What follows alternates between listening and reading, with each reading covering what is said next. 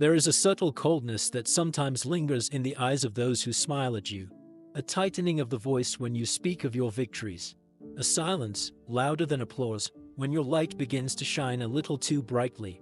You've felt it before, haven't you? That strange tension in the air after you share good news. That almost imperceptible shift when your dreams start to sprout wings.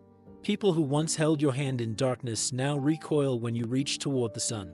They do not rage. They do not speak their resentment. No, it hides beneath politeness. It hides beneath the skin of kind words and familiar laughter.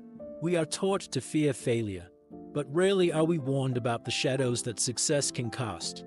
Rarely are we told that growth, true growth, often means outgrowing the containers we once called home. There is a myth we've swallowed whole, that those who walk with us will celebrate when we rise. But not every hand that touches yours is rooting for your rise. Not every presence in your life is a friend to your evolution. Carl Jung understood this shadow well. He spoke of the persona, the mask we wear to meet the world, and of the shadow, the hidden, repressed self we often cannot bear to confront. But Carl Jung didn't merely apply these ideas to individuals. His gaze was wide, peering into the collective psyche, and in that vast unconscious, he saw something terrifying and true. That within every human being lies the potential for both devotion and destruction. That we are not as separate from envy, resentment, or sabotage as we might like to believe. These forces do not only live in fairy tales or distant villains. They wear familiar faces. They sit beside us at dinner. They whisper in the guise of concern. The tragedy is not only that others may wish you to stay small, but that they might not even realize it. Envy is rarely loud. It is quiet, camouflaged.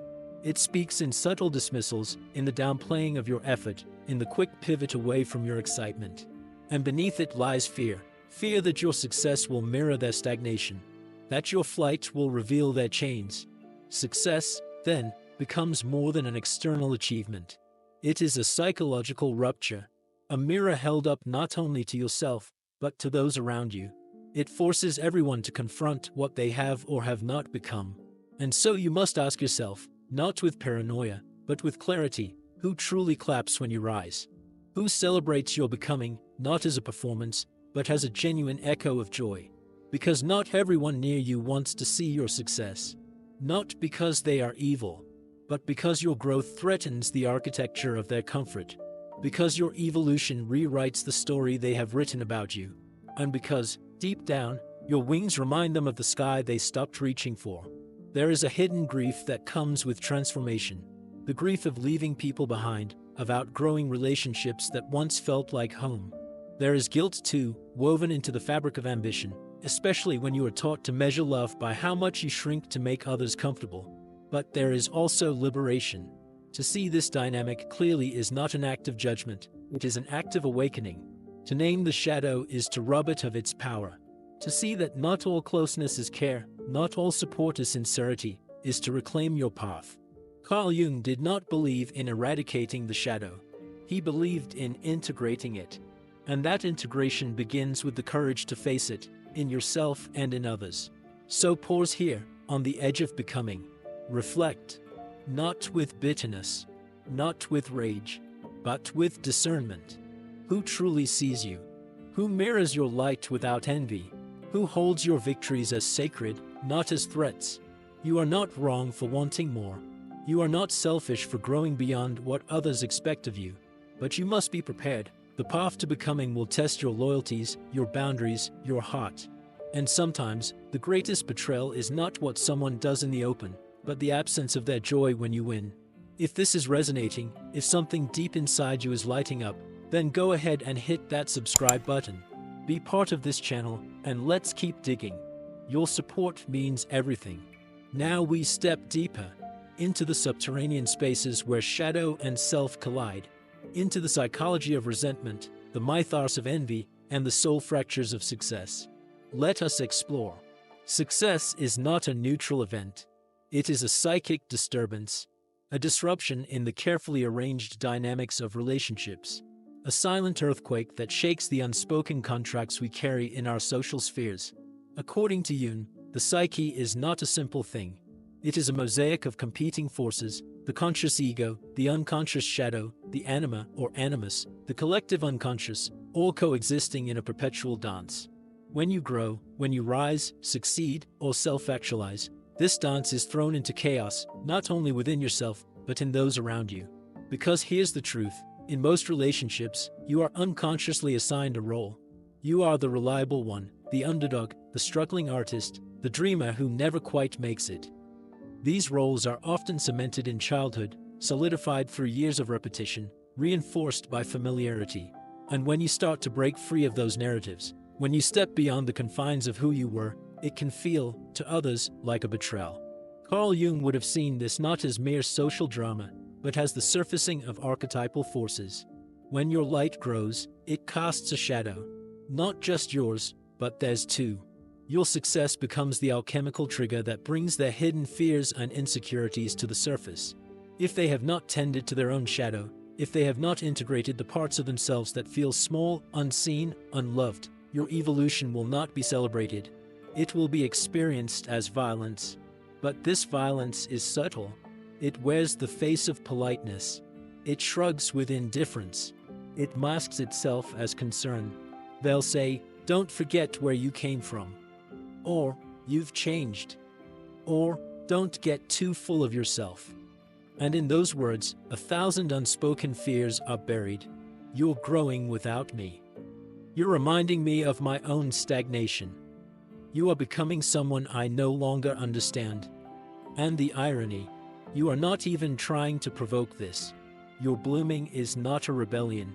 It is a necessity, a call from the self, the deep Jungian self, that demands your wholeness, no matter the cost. Jung believed that the self, the totality of the conscious and unconscious mind, calls each individual toward individuation, the process of becoming who you truly are. But individuation is not a solitary act. It ripples. It disrupts the psychic ecosystem. When you individuate, you stop playing the role that made others comfortable. You begin to act from your center, rather than your social mask. And in doing so, you inevitably confront resistance, not only from the external world, but from the inner forces conditioned to keep you small. These inner saboteurs, you might call them complexes, arise from the same source as those external critics, the fear of the unknown, the fear of stepping beyond the persona and into something real, raw, unpolished. You start to hear a voice in your head that echoes the doubts of others. You're being selfish. You're too much. You're going to end up alone. But these voices are not your truth. They are the fragments of an integrated shadow, your own and others, demanding attention. And here's the paradox: the more authentic you become, the more alien you may feel to those who never questioned their masks. To people who built their identities on stability, your transformation looks like chaos. To those who worship conformity, your freedom looks like arrogance. To those who fear their own light, your radiance is unbearable. Jung warned of this psychological fragmentation. He wrote that people will do anything, no matter how absurd, to avoid facing their own souls. And when you rise, you force them to look. You force them to ask, "Why not me? Why did I stop? Why did I settle?" They may not articulate this consciously, but you will feel it. And this is where the psychological weight of success becomes unbearable for some. Because it's not the money, the status, or the recognition that burdens you, it's the quiet loss of resonance. The knowing that you are no longer mirrored accurately in familiar eyes. There is grief here. Grief for the version of you that others loved, the you that stayed quiet, agreeable, small. Grief for the relationships that wilt when you no longer conform. Grief for the simplicity of belonging, traded now for the complexity of becoming. But if you stay small to preserve comfort, you betray the self. And Jung's entire body of work revolves around this sacred duty, to honor the self above all else. To become whole, even if wholeness demands loneliness. So how do you move forward? How do you hold your rising with integrity, without collapsing into guilt or shame? You begin with compassion, for yourself, and yes, even for those who cannot clap for you. Because they are not your enemy. They are mirrors. Mirrors showing you what happens when one refuses to look inward. Mirrors reflecting your old wounds, your past selves, your possible futures had you chosen the safer path.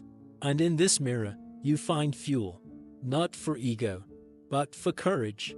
The courage to keep going, to keep growing, to hold your success as sacred, even if no one else does. Jung once said, "The privilege of a lifetime is to become who you truly are." But that privilege comes with a cost. You must be willing to lose the crowd. You must be willing to walk alone, not forever, but for a time, until you find those whose souls are not threatened by your expansion. This is the initiation. Not everyone near you wants to see your success. But that doesn't mean you must dim your light. It means you must shine with discernment. Shine with boundaries. Shine with the knowledge that true resonance cannot be forced. It can only be met. So rise. Rise into the unknown. Rise into yourself, even if the ones closest to you look away. In the next section, we will step into the real world, where this truth unfolds in families, friendships, careers, and quiet inner landscapes, where psychology meets life, and where Jung's insights are not just theory, but lived experience. Step outside the realm of abstract philosophy, and you will find that Jung's insights echo through the most mundane corners of human experience. In homes with familiar wallpaper, in offices lit by fluorescent silence, in friendships that begin with laughter and end with distance.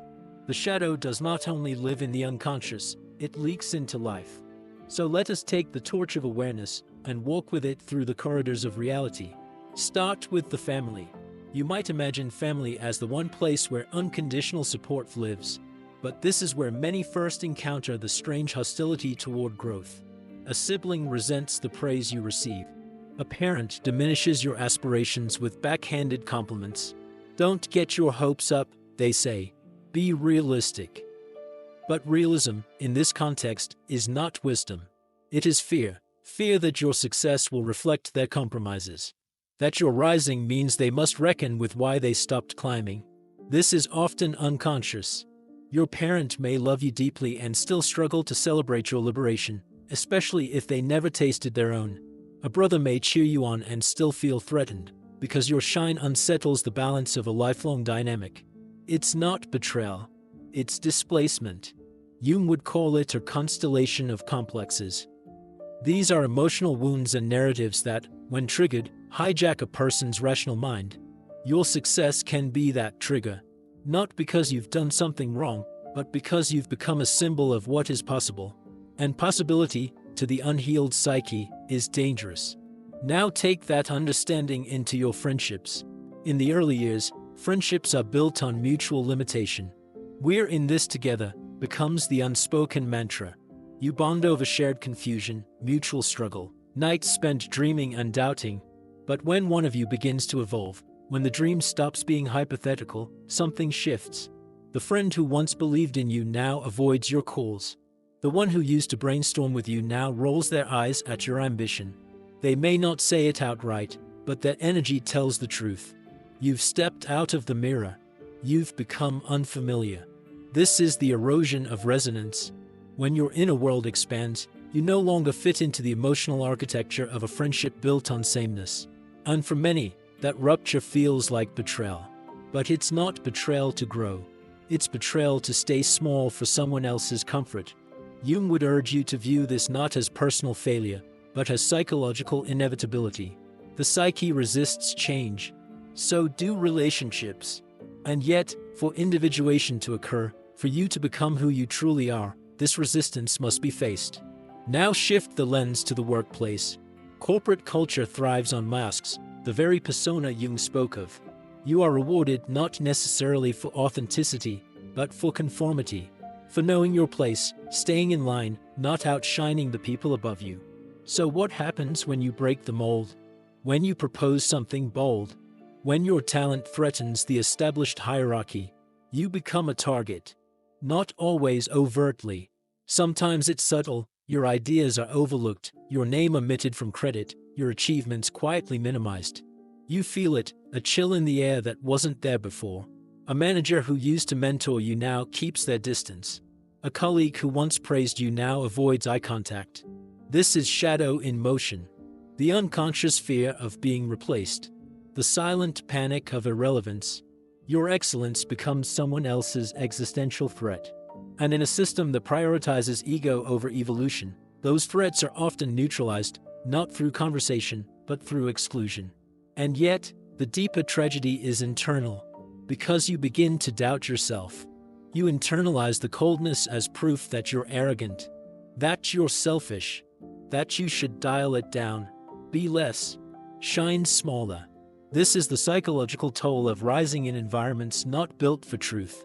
But let us not remain only in the external world. The most insidious example of this resistance lives inside you. It shows up as procrastination, as imposter syndrome, as guilt when you achieve something meaningful. You feel like you've betrayed something, your past, your people, your identity. Jung would remind you, the resistance is not a flaw. It is the psyche's attempt to protect itself from disintegration, because becoming more means letting go of who you were. And that, in itself, is a kind of death. But here's the turning point: in that death lies rebirth. To lose the version of yourself that kept everyone comfortable is to step into the version that can carry your true potential. In every arena of life, family, friendship, work, even the inner sanctum of self, success tests the architecture of relationship.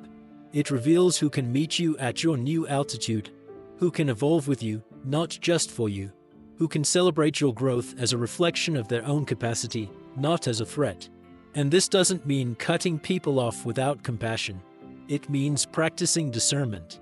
Carl Jung did not advocate for isolation. He advocated for authenticity. He taught that individuation is not about becoming better than others, it is about becoming whole within yourself. So when people resist your success, ask, is their resistance coming from pain or from malice? Is it temporary, or is it a pattern? Are they projecting their wounds, or are they protecting something sacred? Let your answers guide your boundaries.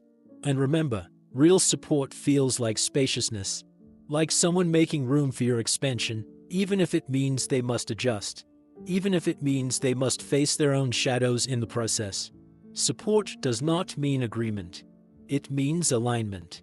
It means someone is willing to stay present with you as you evolve, even if they don't understand the path you're on. That kind of connection is rare, but it is real.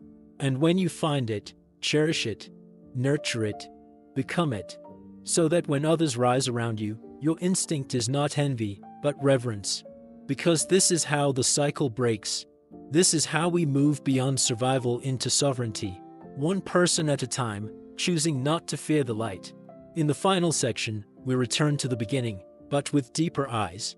We'll close the circle with reflection, empowerment, and a philosophical truth that your becoming is sacred, even when others cannot understand it. There comes a moment in every soul's journey when silence becomes your sanctuary, when you no longer beg for applause, no longer bend yourself into the shape of other people's comfort, when you no longer dilute your light so that others can avoid their own shadows. This is not arrogance. This is alignment. You have walked through the valley of projection, felt the sting of unspoken resentment, witnessed the quiet collapse of once sacred bonds. You have learned what it means to be both seen and unseen at the same time. And now, you stand at the edge of yourself. Carl Jung knew this place well, the threshold between the known and the unknown, between persona and self. He understood that individuation, the sacred process of becoming whole, is not a linear path. It is a spiral, a descent before it becomes ascent, a burning away before anything beautiful can take root. Your success, then, is not just a milestone. It is a mirror, a reckoning, a rebirth. Because to truly succeed, soulfully, not just socially, is to risk being misunderstood. It is to accept that you will outgrow people, places, versions of yourself that once felt like truth.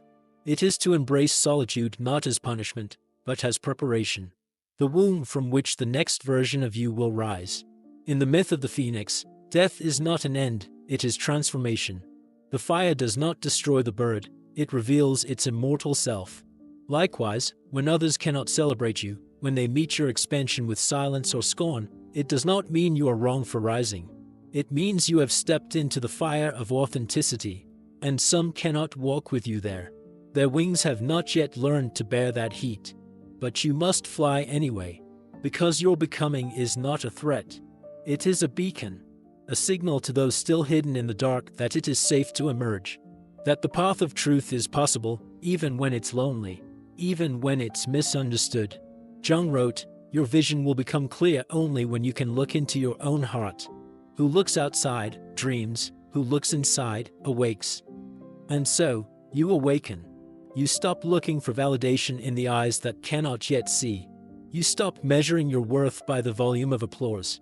You begin to honor the stillness, the integrity of your own unfolding. You recognize that not everyone near you wants to see your success, not because they are evil, but because they are afraid. And that fear is not yours to carry. Your task is not to shrink, not to prove, not to persuade.